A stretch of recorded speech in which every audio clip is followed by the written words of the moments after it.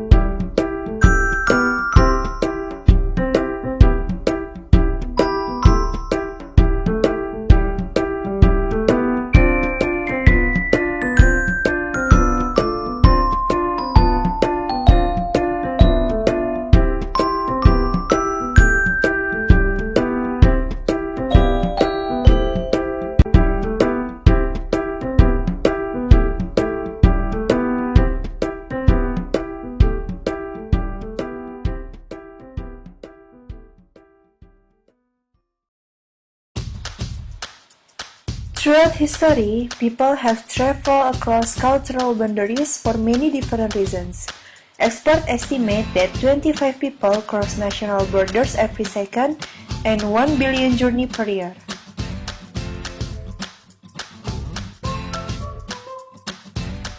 Why people leave their country? They leave their country because national revolutions, civil war, and guest workers, refugees, tourists, or study abroad students. Think about how the privilege, disadvantage, dialectic structure some kinds of intercultural transitions. For example, business people who live abroad while working for transnational corporations often are economically privileged. In contrast, refugees often lack financial resources in their new host location. They may have few opportunities to meet other people, travel in their new homeland, or purchase basic necessities. In this way, they may not view their new environment in the same way as a more privileged migrant.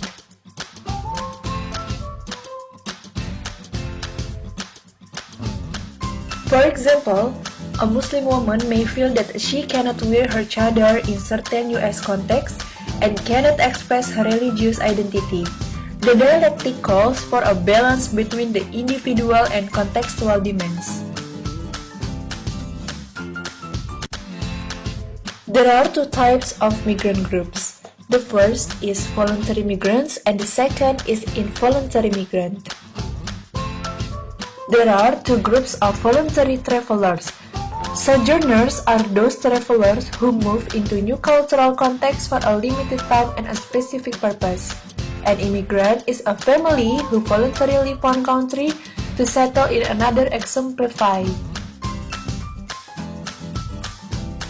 US Americans believe that most immigrants come to the US in search of freedom. The truth is, the primary reason people come to the US is to join other family members, and two other primary reasons are for employment and to escape from war, famine, or poverty. There are two kinds of migrant labor: cheap manual labor and highly skilled intellectual labor. Newly industrializing country need trained labor for routine and repetitive tasks. And also, newly rich country and individuals are in need of domestic service.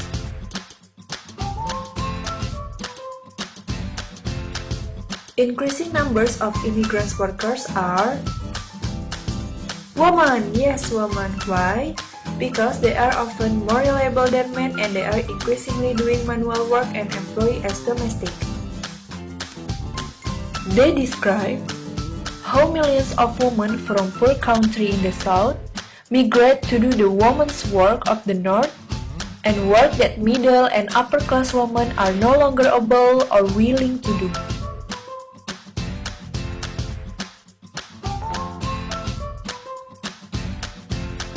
For example, Mexican and Latin American women are the domestic for US women, and Asian migrant women work in British home. More and more people are moving temporarily.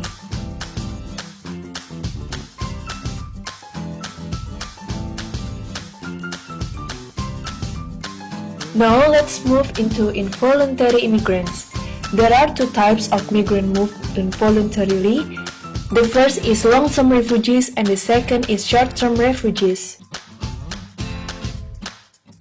Most refugees are from developing countries and flee to other nearby developing countries. In Africa, conflict between the Muslim North and the Christian South of Sudan moved refugees to Chad, Kenya, and other neighboring countries.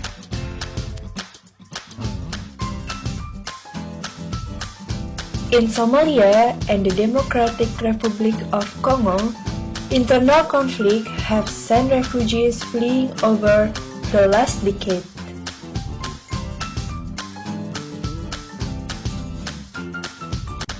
Most refugees, whether they have migrated domestically or internationally, want to return home as soon as possible, and an unprecedented number have done just that in the last 4 years, an estimate 6 million.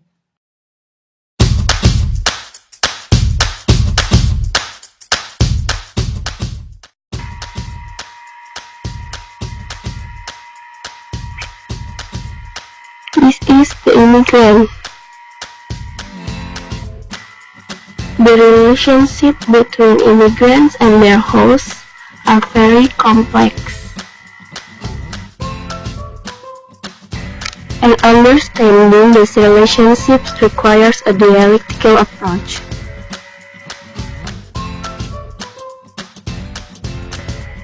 International migration is usually a carefully considered individual or family decision. The major reasons to migrate can involve economic and or non-economic reasons and complex push-pull factors. An economic migrant may be encouraged to move by a host employer recruiter pulling him or her to migrate, or a push factor might be lack of jobs in the home country.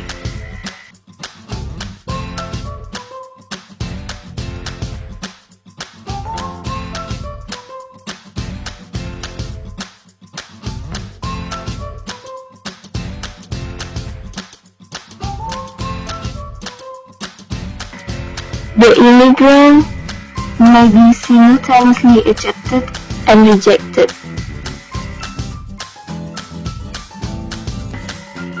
Sociologist John Berry developed a framework that considers the relationship of migrants and hosts and their attitude toward each other cultures, resulting in 4 types of relationship. When the migrant value their host culture more than their own, they are assimilate. When the migrant value their culture more than the host, they are separated. When migrant value both, they integrate, and migrant value neither their host nor their culture, they are marginalized. This is assimilation.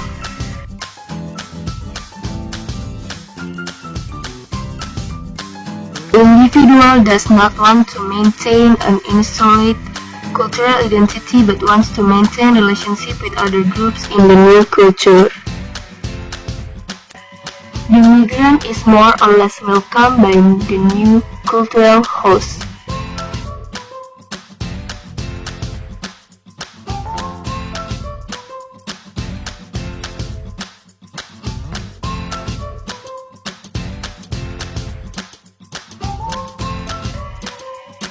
When this course is freely chosen by everyone, it creates the archetypal melting pot.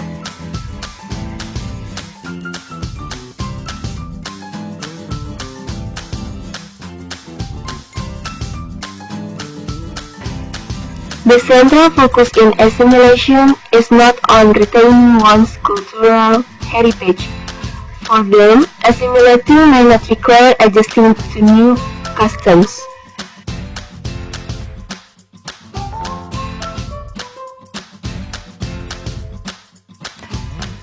The same religions dominate eating practice. The use of forks, knife, and spoon are the same, and many other cultural practices are already familiar.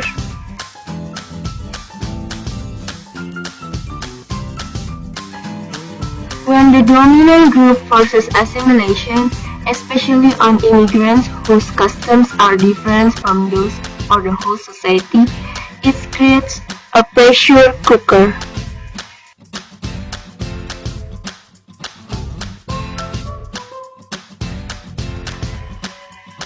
When migrants choose to retain their original culture and avoid interaction with other groups, is called separation.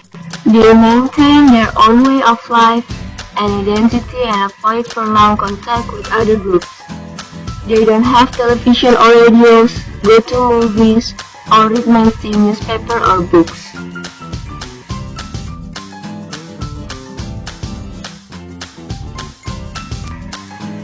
An important point here is that this group choose separation and the dominant society respect their choice.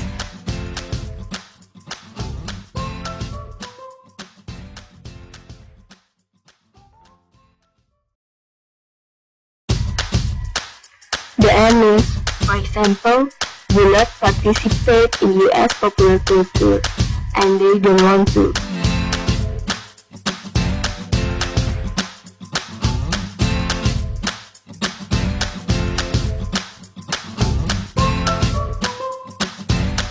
However, if such separation is initiated and enforced by the dominant society, the condition constitutes a second type of separation. This is segregation.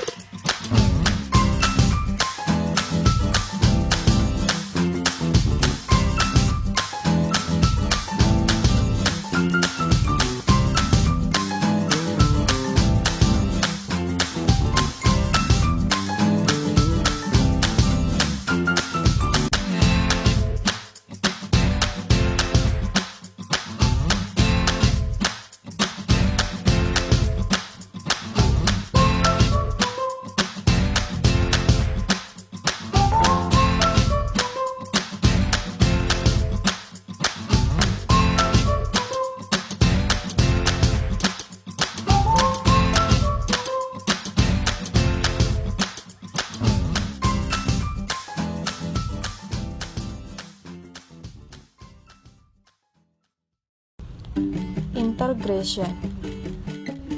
Integration occurs when immigrants have an interest both in maintaining their original culture and language, and in having daily interaction with other groups. This is different from assimilation. Immigrants can resist assimilation in many ways, for example, by insisting on speaking their own language in their home. One immigrant from Ghana, Mary, described her home. Mary described how her family participates in other aspects of American life, such as enjoying American music. They listen to calypso, high life, jazz, and sometimes R&B. Other immigrants, like Asian Indians in the United States, maintain a strong sense of their ethnic identity by celebrating Indian holidays like Navaratri, the Hindu festival that celebrates cosmic good over evil. In some families, individual members choose different paths of relating to the larger culture.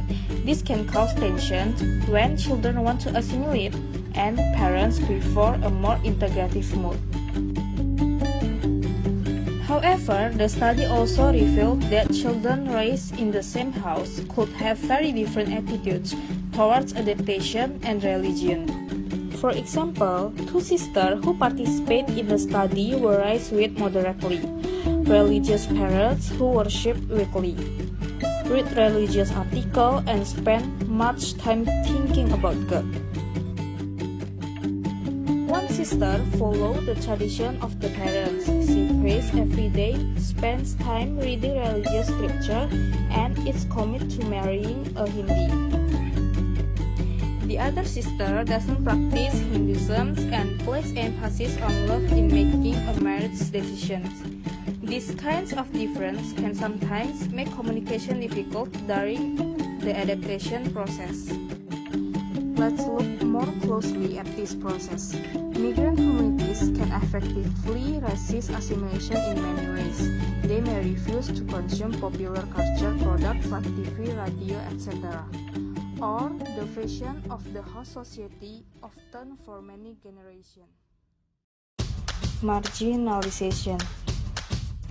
Marginalization occurs when individuals or groups express little interest in maintaining cultural ties with either the dominant culture or the migrant culture. This situation of being out of touch with both cultures may be the result of action by the dominant society. For example, when the United States government forced Native Americans to live apart from other members of their nation.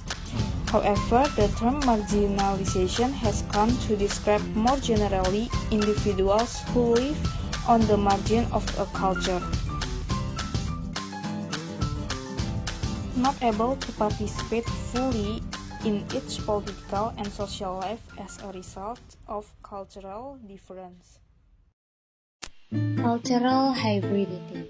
Migrants and their family often combine these four different modes of relating to the host society, at times assimilating, other times integrating, and still other times separating or marginalizing, forming a cultural hybrid relationship with the host culture. Many people in today's world who consider themselves the product of many cultures, not easily fitting into any of the categories, are also cultural hybrids. This adaptation process occurs in contexts varies and is circumscribed by relations of dominance and power. Cultural adaptation is the long-term process of adjusting to and finally feeling comfortable in a new environment. There are three communication approaches to studying cultural adaptation: the social science approach, the interpretive, and the critical. The social science approach focuses on the individual in the adaptation process, individual characteristics and background of the migrant, and the individual outcomes of adaptation. It includes three models: the anxiety and uncertainty management, the transition model, and the integrative model. Anxiety and uncertainty management model communication theorist William Goodekans stresses that the primary characteristic of relationship in intercultural adaptation is ambiguity. The goal of effective intercultural communication can be reached by reducing anxiety and seeking information. Uncertainty reduction is the process of lessening uncertainty in adapting to a new culture by seeking information. There are several kinds of uncertainty. Predictive uncertainty is to predict what someone will say or do, and explanatory uncertainty is to explain why people behave as they do. This model assumes that to communicate effectively, we will gather information to help us reduce uncertainty and anxiety. The most effective communicators first have a solid self-concept and self-esteem, have flexible attitudes and behaviors, and the third, complex and flexible in their categorization of others. Finally, this model requires that people be open to new information and recognize alternative ways to interpret information. These principles may operate differently according to the cultural context. The theory predicts cultural variability. The transition model, culture shock and adaptation have been viewed as a normal part of human experience. As a subcategory of transition shock, Janet Bennett suggests that culture shock and adaptation are just like any other adult transition. It depends in part on the individual. Psychologists say there are two approaches to face unfamiliar situations. First is fight approach. It's a trial and error approach to coping with a new situation. And the second is flight approach, a strategy to cope with a new situation, being hesitant or withdrawn from the new environment.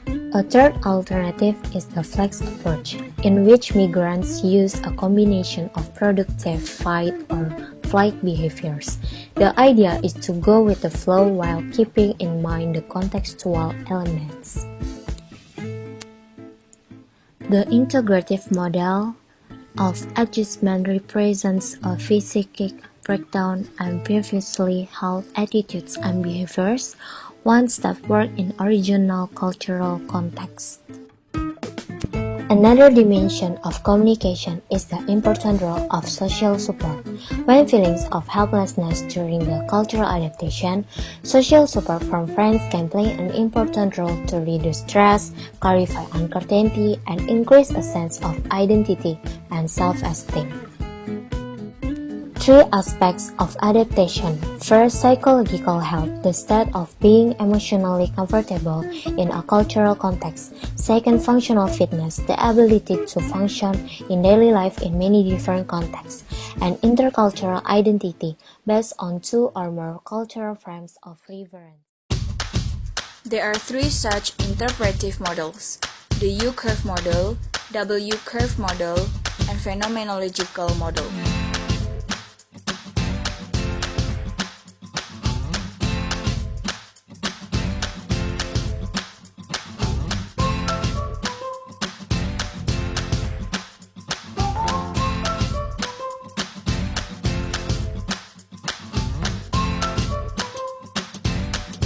U-curve theory is a theory of cultural adaptation, posting that migrants go through very predictable phase and excitement or anticipation, shock or disorientation, adjustment in adapting to a new cultural situation.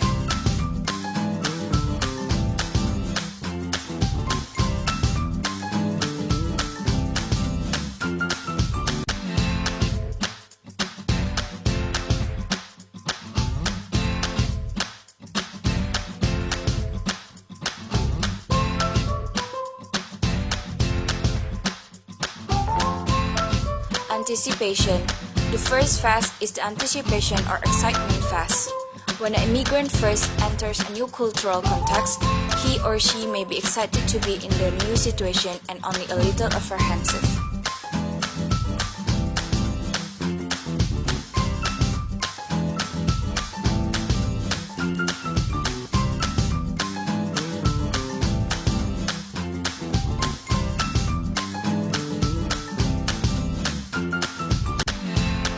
Culture shock is a relatively short-term feeling of disorientation, of discomfort due to the unfamiliarity of surrounding and the lack of familiar cues in the environment.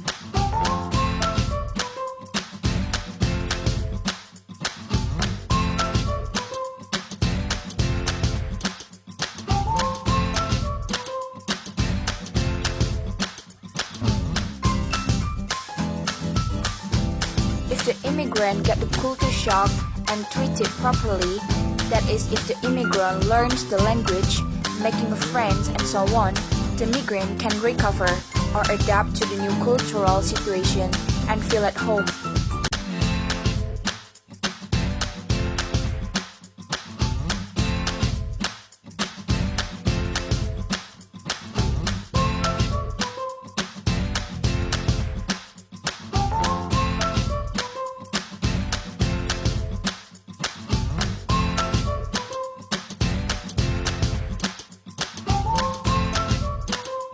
Adjustment.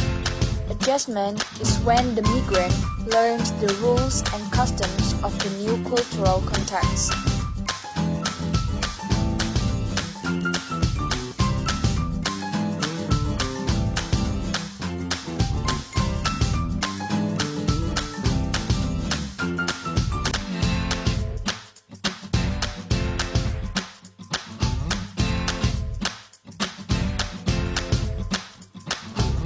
W-curve theory is a theory of cultural adaptation that suggests that sojourners experience another U-curve upon returning home.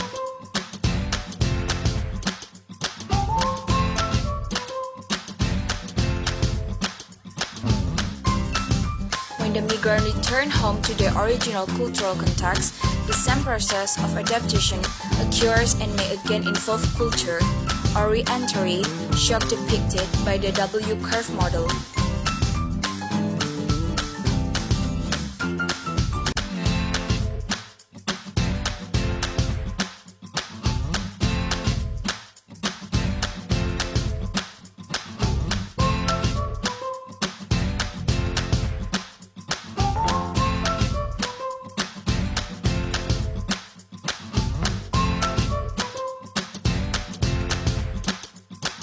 Phenomenological approach is a research approach that seeks in-depth explanation of human experiences. There are three phases in phenomenological approach, which is first taking things for granted, second making sense of new pattern, and third coming to understand new information.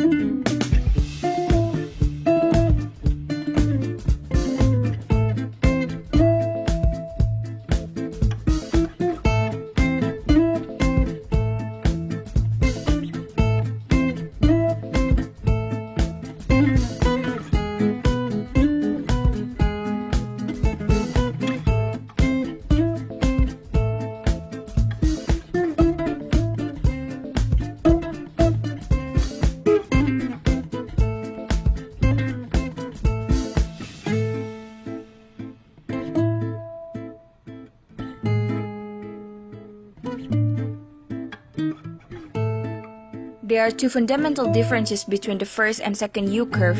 In the initial curve or phase, the sojourner is fundamentally unchanged, experiencing new cultural context. In the re-entry phase, the sojourner has changed through the adaptation process and become a different individual. The person who returns home is not the same person who left home.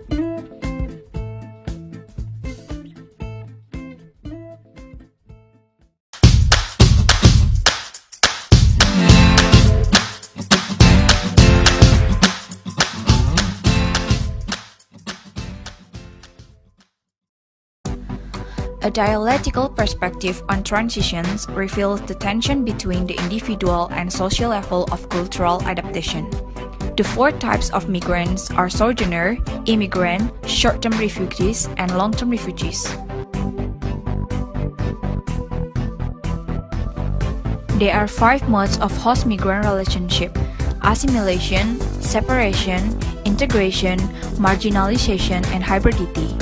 A social science approach to adaptation emphasizes individual influences and outcomes and includes the AUM model, the transition model, and the integrative model. An interpretative approach emphasizes the lived experience and includes the U-curve theory, the W-curve theory, and phenomenological studies. A critical approach emphasizes the contextual influences on adaptations, social institution and political, historical, and economic structures. Cultural identity and adaptations are related in many ways. Those who live on the borders often develop multicultural identities. Created using Powtoon.